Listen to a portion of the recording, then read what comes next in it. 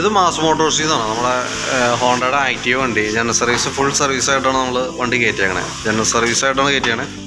അപ്പോൾ അതും പ്രകാരം നമ്മൾ ബാക്ക് ബ്രേക്കിൻ്റെ ഭാഗമൊക്കെ അഴിച്ച് നോക്കുമ്പോണ്ടല്ലോ, ബാക്ക് ബ്രേക്ക് നമ്മളിപ്പോൾ അഴിച്ച് ചെക്ക് ചെയ്യുമ്പോൾ ഈ ലൈനർ മാക്സിമം ആയി നിൽക്കണം കേട്ടോ.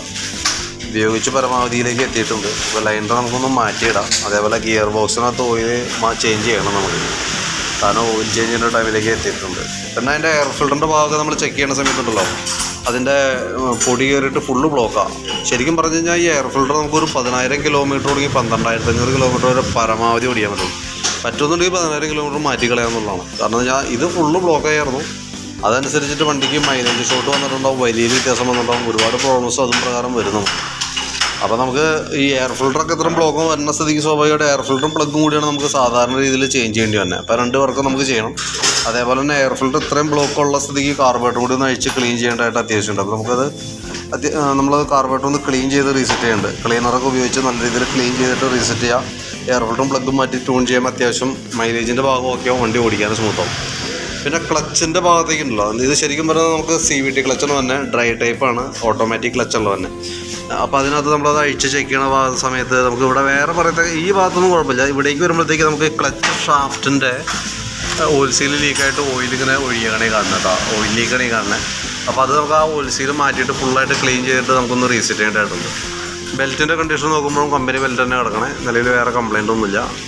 വണ്ടി ഫസ്റ്റ് ടൈം അതായത് വന്നപ്പോൾ ഉള്ള ബെൽറ്റാണത്, എന്നിട്ട് വേറെ കംപ്ലൈൻ്റ് ഒന്നുമില്ല കേട്ടോ. പിന്നെ അതിൻ്റെ കിക്കർ വീലൊക്കെ നമ്മളൊന്ന് അഴിച്ച് ഗ്രീസ് ചെയ്തിടും. ആ ഓയിൽ ലീക്കിൻ്റേതായിട്ടുള്ള പ്രോബ്ലംസ് ഇതിനകത്തൊക്കെ ഉണ്ട്, ഓയിലൊക്കെ ഉണ്ട്. അതൊക്കെ ഒന്ന് ഫുള്ള് ക്ലീൻ ചെയ്തിട്ട് നമുക്കൊന്ന് റീസെറ്റ് ചെയ്തോളൂ കേട്ടോ.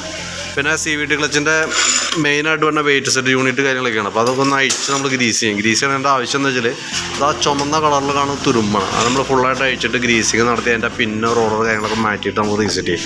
ഇത് ശരിക്കും നമുക്ക് 10,000 കിലോമീറ്റർ മസ്റ്റായിട്ടും ചെയ്യേണ്ട ഒരു വർക്കാണ്. 10,000 കിലോമീറ്റർ അല്ലെങ്കിൽ ഒരു വർഷത്തിലൊരിക്കൽ തന്നെ അത് അഴിച്ച് ഗ്രീസിങ് നടത്തണം. കാരണം ഈ ഭാഗത്ത് നമുക്ക് ഓയിലോ കാര്യങ്ങളൊന്നും ഇല്ല, മാനുവലായിട്ട് തന്നെ നമ്മൾ അഴിച്ച് ലൂബ്രിക്കേഷൻ ചെയ്യണം, മാനുവലായിട്ട് ചെയ്യണം. അപ്പോൾ അത് നമ്മൾ കൂട്ടത്തിൽ കൂടെ ചെയ്ത് വിടുന്നുണ്ട്. പിന്നെ അതിൻ്റെ വേരിയേറ്റർ ബോഡി ആയാലും പോസ്റ്റ് ഡ്രൈവ് കാര്യങ്ങളൊക്കെ ആയാലും നിലവിൽ വേറെ പ്രശ്നങ്ങളൊന്നുമില്ല, നോർമൽ തേയ്മാനം കാര്യങ്ങളൊക്കെ ഉള്ളൂ. പിന്നെ നമുക്ക് ഈ ഭാഗത്തേക്ക് വരുമ്പോഴത്തേക്കുണ്ടല്ലോ, എൻജിൻ ഹെഡിൻ്റെ പോർഷനിൽ ഓയിൽ സീൽ ലീക്ക് ഉണ്ട്. ഓയിൽ സീലും ആ ഹെഡിൻ്റെ കവർ ഗ്യാസ്കറ്റ് ലീക്ക് ആയിട്ടുണ്ടെങ്കിൽ ഓയിൽ ലീക്ക് ആയിരുന്നു.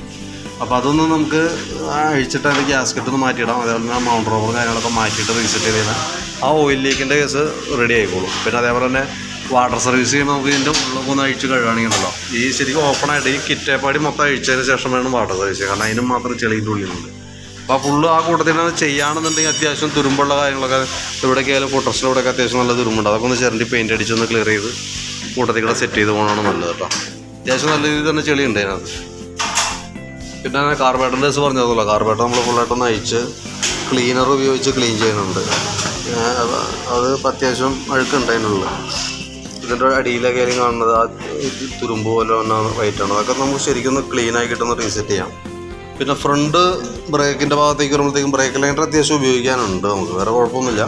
പിന്നെ അതിൻ്റെ ഈ വന്ന കോളർ ബുഷ്, ഇതിൻ്റെ ഉള്ളിൽ വന്ന ബുഷ് അത്യാവശ്യം നല്ല പ്ലേ ആണ്. അതായത് നമുക്ക് സസ്പെൻഷൻ വന്നത് ഫ്രണ്ട് വന്നത് ലിങ്ക് ടൈപ്പ് സസ്പെൻഷൻ വരാം. അപ്പോൾ അതിൻ്റെ ഇത്രയും പ്ലേ കാണിക്കുന്നുണ്ട്. അത്രയും പ്ലേ ഉള്ള സ്ഥിതിക്ക് സ്വാഭാവികമായിട്ട് വണ്ടി ഓടിക്കുമ്പോൾ ചെറിയൊരു ഷിവറിങ് കിട്ടും ഫ്രണ്ട്. തന്നെയല്ല ഫ്രണ്ട് ടയറിൻ്റെ അലൈൻമെൻറ്റൊക്കെ പോകാനുള്ള സാധ്യത ഉള്ളൂ. അപ്പോൾ അത് കൈയോടെ തന്നെ മാറ്റിയിടാം. അത് ചെറിയൊരു പ്ലേ കാണിക്കുമ്പോഴത്തേക്ക് അത് മാറ്റി റീസെറ്റ് ചെയ്ത് പോകണം നല്ലത്. കാരണം ഓരോ സർവീസും നമ്മൾ ചെക്ക് ചെയ്യുമ്പോൾ പ്ലേ കൂടുതലായിട്ട് വന്നു കഴിഞ്ഞാൽ കൈയോടെ അത് മാറ്റി കളയാമെന്നുള്ളതാണ്. പിന്നെ ബ്രേക്കിൻ്റെ കേബിളുകൾ ഈ പറഞ്ഞ രീതിയിൽ ഫ്രണ്ട് ബ്രേക്കിന് കണക്ഷൻ വന്ന 2 കേബിളും ലോഡായി കിടക്കുക. അതേപോലെ കേബിൾ മാറ്റുമ്പോൾ ബാക്കിലത്തെ കൂടി മാറ്റാം. കാരണം എന്താ വെച്ചാൽ അപ്പോഴാണ് ബ്രേക്ക് സ്മൂത്തായി കിട്ടുള്ളൂ. അപ്പോൾ ഫ്രണ്ട് കോമ്പി ബ്രേക്കും ഫ്രണ്ട് ബ്രേക്കും കൂടി വന്നാൽ 2 കേബിൾ വന്നിട്ടുണ്ട് ഫ്രണ്ട് ബ്രേക്കിൻ്റെ. അപ്പോൾ അത് രണ്ടും മാറ്റിയിടാം. ബാക്കിലത്തെ ബ്രേക്ക് കേബിൾ കൂടി ഒന്ന് മാറ്റിയിടാം. കാരണം ഫ്രണ്ടിലത്തെ തീർന്നു, ബാക്കിലത്തെ ഔട്ടർ വലിഞ്ഞു തുടങ്ങിയിട്ടുണ്ട്. അപ്പം മാറ്റുമ്പോൾ സെറ്റായിട്ട് മാറ്റണം ഏറ്റവും ബെറ്റർ കേട്ടോ. പിന്നെ അതേപോലെ നമുക്ക് ബാറ്ററിയുടെ ഭാഗം നമ്മൾ ചെക്ക് ചെയ്യുന്നുണ്ട്. ബാറ്ററി നമുക്ക് വണ്ടി വന്നപ്പോൾ ഉള്ള ബാറ്ററിയാണ്, പക്ഷേ ഓൾറെഡി ഫങ്ഷൻസൊക്കെ വർക്കിംഗ് ആണ്, സെൽഫൊക്കെ വർക്കിംഗ് ആണ്. നമ്മളതിൻ്റെ ബാറ്ററി വോൾട്ട് ചെക്ക് ചെയ്യുമ്പോൾ 12.5 വോൾട്ട് കിട്ടുന്നുണ്ട് ബാറ്ററി വോൾട്ട്. ശരിക്കും നമുക്കിത് വന്നത് 12 വോൾട്ട് ബാറ്ററിയും 4 ആമ്പിയറുള്ള ബാറ്ററിയാണ് നമുക്കിത് ഇരിക്കുന്നത് കേട്ടോ. അപ്പോൾ വോൾട്ട് കേൾക്കുമ്പോൾ 12.5 വോൾട്ട്. അപ്പോൾ അത്യാവശ്യം വോൾട്ട് കാണിക്കുന്നുണ്ട്. പക്ഷെ നമ്മൾ ബാറ്ററി ടെസ്റ്റ് മോഡിലേക്ക് വിടുന്നുണ്ട്. ടെസ്റ്റ് മോഡിലേക്ക് വിടുമ്പോൾ ഇവിടെ കാണിക്കുന്നത് കംപ്ലൈൻ്റ് ആയിട്ടാണ്. കാരണം ഞാൻ എപ്പോൾ വേണമെങ്കിലും നമുക്ക് ബാറ്ററിയുടെ കംപ്ലൈൻറ്റിന് പ്രതീക്ഷിക്കാം. കാരണം ചെറിയൊരു വാല്യൂസിൽ വേരിയേഷൻ ഉണ്ടെങ്കിൽ പോലും ഈ മീറ്റർ അത് ഡിറ്റക്റ്റ് ചെയ്യും. കറക്റ്റ് ചെയ്തിട്ട് കൃത്യമായിട്ട് അപ്പോൾ കാണിച്ചേക്കുന്നത് കംപ്ലൈൻ്റ് ആയിട്ടാണ്. അപ്പോൾ ഒരു പക്ഷേ കുറച്ച് ദിവസങ്ങളൊക്കെ ഉപയോഗിക്കാൻ കിട്ടിയേക്കാം, അല്ലെങ്കിൽ കുറച്ച് നാൾ ഉപയോഗിക്കാൻ കിട്ടിയേക്കാം. ചിലപ്പോൾ പെട്ടെന്നൊരു കംപ്ലൈൻ്റ് ആയിട്ട് വരാം. അപ്പോൾ ഫസ്റ്റ് കംപ്ലയിൻറ്റ് വരാമെന്ന് പറഞ്ഞാൽ സ്റ്റാർട്ടിങ്ങുമായി ബന്ധപ്പെട്ടായിരിക്കും. സെൽഫ് എടുക്കാനുള്ള ബുദ്ധിമുട്ടായിരിക്കും കാണിക്കുക. ഹോണ്, ഇൻഡിക്കേറ്റർ, ബ്രേക്ക് ലൈറ്റൊക്കെ നോർമൽ വർക്ക് ചെയ്യും. അതിനൊക്കെ ജസ്റ്റ് വോൾട്ട് മതി നമുക്ക്. സെൽഫ് മോട്ടർ വർക്ക് ചെയ്യണമെങ്കിൽ ഇപ്പോൾ 4 ആമ്പിയർ എന്നുള്ളത് ഒരു 3.5 ആമ്പിയർ താഴേക്ക് പോയി കഴിഞ്ഞാൽ ഒരു 3-3.5 ആമ്പിയറിലേക്ക് എത്തുമ്പോഴത്തേക്കും സെൽഫ് എടുക്കാത്തൊരു സിറ്റുവേഷൻ വരും. അപ്പോൾ ആ സെൽഫിൻ്റെ കംപ്ലയിൻറ്റ് കാണിച്ചാൽ മനസ്സിലാക്കാം ബാറ്ററി ആണ് കംപ്ലയിൻ്റ് എന്നുള്ളത് മനസ്സിലാക്കാം. മാറ്റി വയ്ക്കുമ്പോൾ ആമറോണിൻ്റെ ബാറ്ററി വെക്കണമായിരിക്കും കുറേ കൂടി ബെറ്റർ കേട്ടോ. കാരണം ഫസ്റ്റ് ക്രാങ്കിങ് പെട്ടെന്ന് നമുക്ക് നല്ല ക്വാളിറ്റിയിൽ കിട്ടുന്നുണ്ട്. അതുകൊണ്ട് ബാറ്ററി ലൈഫ് കൂടും, നമുക്ക് കുറച്ചുകൂടി സ്റ്റാർട്ടിങ്ങൊക്കെ നല്ല സ്മൂത്ത് ആയിരിക്കും. പിന്നെ ഫ്രണ്ട് നമുക്ക് ഈ റൈറ്റ് സൈഡിൻ്റെ ഈ ഭാഗത്ത് ചിളക്കം വന്നിട്ടുണ്ടല്ലോ. അപ്പോൾ അത് നമുക്ക് അഴിച്ച് ലെവൽ ചെയ്യാന്ന് പറയുമ്പോഴത്തേക്കും എന്താ പ്രോബ്ലം എന്ന് വെച്ചാൽ ലെവൽ ചെയ്യുമ്പോൾ നമുക്കത് പെയിൻറ്റ് മൊത്തം പോകും. അതിന് ശേഷം നമ്മൾ പെയിൻറ്റ് ചെയ്യേണ്ടതായിട്ട് വരും. അതപ്പോൾ ജസ്റ്റ് നമുക്ക് സർവീസിലല്ല, നമുക്കത് ചോദിച്ചു നോക്കാം. കാരണം അത് പെയിൻറ്റിങ് വർക്ക്ഷോപ്പിൽ ചെയ്യണ വർക്കാണ്, പുറമെ തന്നെ വർക്കാണ്. അപ്പോൾ നമുക്കത് നോക്കിയിട്ട് അത് എന്തൊരു താമസം വരുന്ന ചോദിച്ചിട്ട് അതിൻ്റെ ഡീറ്റെയിൽസ് അറിയിക്കാം. അതനുസരിച്ചിട്ട് നമുക്ക് എത്ര കോസ്റ്റ് വരുമെന്ന് ആവറേജ് ഒരു ധാരണ വേണമല്ലോ. ഞാനിപ്പോൾ സർവീസ് സംബന്ധമായിട്ടുള്ള ഒരു എസ്റ്റിമേറ്റ് ഞാൻ പറയാം. ഈ പെയിൻറ്റിങ്ങിൻ്റെ കേസ് ഞാൻ ചോദിച്ചിട്ട് അതിൻ്റെ അഡീഷണൽ എസ്റ്റിമേറ്റും ഞാൻ പറയാതെ എത്ര ദിവസം താമസം വരുന്നില്ല. കാരണം ഇപ്പോൾ ഓൾറെഡി മഴയായതുകൊണ്ട് തന്നെ ചെറിയ ഡിലേ വന്നുണ്ട്. അപ്പോൾ അതിൻ്റെ കേസ് കൂടി ചോദിച്ചിട്ട് ഞാൻ അറിയിക്കാം കേട്ടോ. പിന്നെ ഫ്രണ്ടിലേക്ക് ഈ ഭാഗത്തേക്ക് വരുമ്പോഴത്തേക്കും പ്ലഗിൻ്റെ കേസ് പറഞ്ഞിരുന്നല്ലോ. അപ്പോൾ നമുക്ക് എയർ ഫിൽറ്ററും പ്ലഗും കൂടിയാണ് ചേഞ്ച് ചെയ്യേണ്ടി വരാറ്. അപ്പോൾ ആ കൂട്ടത്തേക്കിടെ നമ്മൾ ചെയ്തു പോകണം. അപ്പോൾ ഇപ്പോൾ നമ്മൾ മാറ്റിയെന്ന് പറഞ്ഞിട്ട് കാര്യമില്ല. അടുത്ത 10,000 കിലോമീറ്റർ കഴിയുമ്പോൾ ഇതെടുത്ത് കളഞ്ഞോണം. കാരണം നമ്മൾ നോക്കുമ്പോൾ തീരെ മോശമായിട്ടൊന്നും തോന്നിയിട്ടുണ്ടാവില്ല. കാരണം കംപ്ലയിൻ്റ് ആയിട്ടല്ല നമ്മൾ ചെയ്യേണ്ടത്, കംപ്ലയിൻറ്റ് വരാതെയാണ് നമ്മൾ നോക്കേണ്ടത്. അപ്പോൾ അതിൻ്റെ ലൈഫ് 10,000 കിലോമീറ്റർ ഉള്ളൂ. 10,000 കിലോമീറ്റർ കഴിഞ്ഞപ്പോൾ ചേഞ്ച് ചെയ്യാനായിട്ട് പ്രത്യേകം ശ്രദ്ധിക്കണം കേട്ടോ. ഓൾറെഡി നമ്മൾ കറക്റ്റായിട്ട് സർവീസിലേക്ക് വരാണെന്നുണ്ടെങ്കിലോ കറക്റ്റ് പീരീഡ് വെച്ച് നോക്കിയിട്ട് നമ്മളത് മാറ്റി കംപ്ലയിൻറ്റ്സ് വരാതിരിക്കാനാണ് നമ്മൾ സർവീസ് മെയിൻറ്റെയിൻ ചെയ്യേണ്ടത്. പിന്നെ നമുക്ക് ഈ ഭാഗത്തേക്ക് വരുമ്പോഴത്തേക്കും എൻ്റെ സെക്കൻഡറി ഫിൽറ്റർ അത്യാവശ്യം നല്ല രീതിയിൽ തന്നെ ബ്ലോക്ക് ആയിട്ടുണ്ട്, അഴുക്കാണത്. അപ്പോൾ അതൊന്ന് മാറ്റിയിടാം. ഇതെന്നൊക്കെ ഒരു 50 രൂപ താഴേക്ക് നമുക്കിതിന് കോസ്റ്റ് ഉണ്ടല്ലോ, ഫോം ടൈപ്പാണ്. അപ്പോൾ അത് മാറ്റിയിടാം കേട്ടോ. എഞ്ചിൻ ഓയിലും കൂട്ടത്തിൽ മാറ്റുന്നുണ്ട്. ഇതൊക്കെയാണ് സർവീസ് സംബന്ധമായിട്ടുള്ള വർക്കുകൾ എന്ന് പറയുമ്പോൾ നമുക്ക് മാറ്റേണ്ട പാർട്സുകളുടെ ഒരു ലിസ്റ്റ് ജസ്റ്റ് ഒന്ന് പറയാം. ഒന്ന് നമുക്ക് ഈ സെക്കൻഡറി ഫിൽറ്റർ മാറ്റിയിടാം. എഞ്ചിൻ ഓയിൽ ഓൾറെഡി നമ്മൾ മാറണം സർവീസിൽ. പിന്നെ ഉള്ളത് എയർ ഫിൽറ്ററും പ്ലഗുമാണ് നമുക്ക് മാറ്റേണ്ടി വരാം. പിന്നെ ഫ്രണ്ടിലത്തെ ഇവിടേക്ക് വരുമ്പോൾ ഫ്രണ്ട് ബുഷ് സെറ്റ്, ബ്രേക്കിൻ്റെ 3 കേബിളുകൾ, പിന്നെ കാർബറേറ്റർ ക്ലീനർ വെച്ചിട്ട് കാർബറേറ്റർ ക്ലീൻ ചെയ്തെടുക്കുക.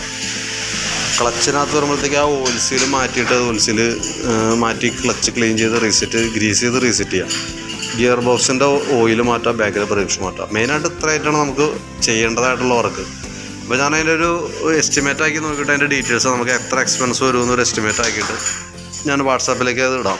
വീഡിയോസ് കാണാം. അപ്പോഴാണ് നമുക്ക് അതിൻ്റെ സർവീസിൻ്റേതായിട്ടുള്ള കംപ്ലയിൻസുകൾ എന്തൊക്കെ ഡാമേജുള്ളത് കൃത്യമായിട്ട് നമുക്ക് അറിയാൻ പറ്റും. അത് കണ്ടതിന് ശേഷം എസ്റ്റിമേറ്റും കൂടി കമ്പയർ ചെയ്ത് നോക്കിയിട്ട് ഒന്ന് റിപ്ലൈ ഇടും കേട്ടോ. അതനുസരിച്ചിട്ട് നമുക്ക് വർക്ക് കംപ്ലീറ്റ് ചെയ്യാം. പെയിൻറ്റിങ്ങിൻ്റെ കേസ് ഞാൻ ചോദിച്ചിട്ട് മറ്റേ ബോഡി ഡെൻ്റായേക്കണ കേസ് ലെവൽ ചെയ്ത് പെയിൻറ്റ് ചെയ്ത് വരുമ്പോൾ എത്ര കോസ്റ്റ് വരുമെന്നും അത് എത്ര താമസം ഉണ്ടെന്ന് ചോദിച്ചിട്ട് ഞാൻ പറയാം. അത് ഈ എസ്റ്റിമേറ്റിൽ പെടുത്തുന്നില്ല, അത് നമുക്ക് അഡീഷണൽ ആയിട്ട് എസ്റ്റിമേറ്റ് ഞാൻ പറയാം കേട്ടോ. അപ്പോൾ നോക്കിയിട്ട് ഒന്ന് റിപ്ലൈ ഇടണം കേട്ടോ.